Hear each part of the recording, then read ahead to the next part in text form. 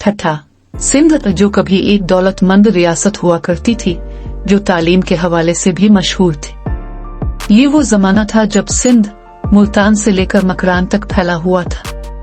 ठट्ठा को इस उरूज तक पहुंचाने वाली समा खानदान थी, जिन्होंने 1351 से 1551 तक हुकूमत की। अपने दून हुकूमत में समा खानदान ने सिंध को तरक्की और बुलंदी की इंतहा तक पहुंचा दिया।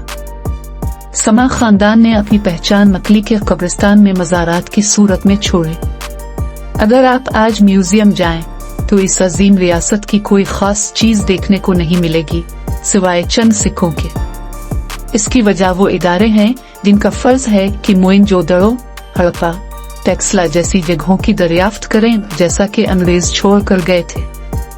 आज तक हम पाकिस्तान में उन्हीं चंद तारीखी मकामात के बारे में सुनते आए हैं, हालांकि पाकिस्तान की तारीख और महलवकू को देखते हुए नई नई दरियाफ्तें होनी चाहिए। समा खानदान जिस मकाम से सिंध को कंट्रोल करता था, वो ठट्ठा में वाक़े कल्याण कोट कला था। एक अजीम अलशान कला जिसमें बादशाह, सरदार और लाखों लोग रहा करते थे। यह कला इंतहाई महफूज था और एक मुकम्मल शहर की सूरत रखता था। जब जाम निजाम का इंतकाल हुआ तो इसके बेटे जाम फिरोज ने ठट्ठा की रियासत की बागडोर संभाली, मगर जाम फिरोज एक सुस्त, काहिल और आराम तलब शख्स था। सिर्फ एक गलती इस अजीम रियासत के खात्मे का सबब बनी। समा खानदान की दुश्मनी सिर्फ अफगानिस्तान के अगवन खानदान से थी, जिनसे कई जंगें हो चुकी थी और हर बार समा खानदान को फतह हासिल हुई।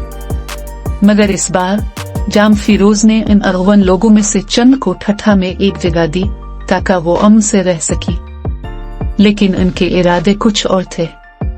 आहिस्ता आहिस्ता वो खुद को मजबूत करते गए और फिर ठट्ठा पर हमला कर दिया। जाम फिरोज जंग छोड़कर गुजरात की तरफ भाग गया और यूं अरगोनों ने ठट्ठा पर कब्जा कर लिया और अपनी हुकूमत कायम कर दी। मेरी जाती राय में अरगोनों ने कल्याण कोट कला को फतह के बाद तबाह कर दिया था। अलबत्ता मस्जिद के कुछ आसार बाकी रखे, क्योंकि वो खुद भी मुसलमान थे।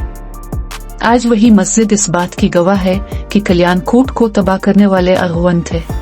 आज भी कल्याण कोट में मकानात के आसार, बड़े बड़े पानी के तालाब और बादशाह का महल, जो एक छोटे से किले में वाक़े था, मौजूद है।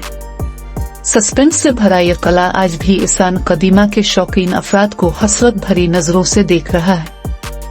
इतना कुछ टूटे पत्थरों के नीचे दफन है कि आप सोच भी नहीं सकते। और मैं ये बात साबित भी कर सकता हूँ अगर कोई जिम्मेदार मेरी बात सुने।